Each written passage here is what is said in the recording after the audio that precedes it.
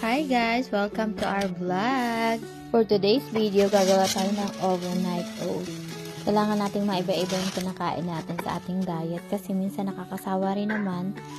So, hindi na siya overnight oat kasi gagawin ko siya ngayong morning. So, habang naghahanda nga ako ng makakain ng dalawang bata, ayan naman ang dalawang batang makulit. So, nagsama-sama ko lang yung oatmeal, syrup, at saka yung chia seeds ay nilagay ko sa fridge. Ay, nilagay ko rin pala siya ng milk. And then, habang naglalaro yung dalawang bata, kung ano-ano naman ginagawa kong anik-anik.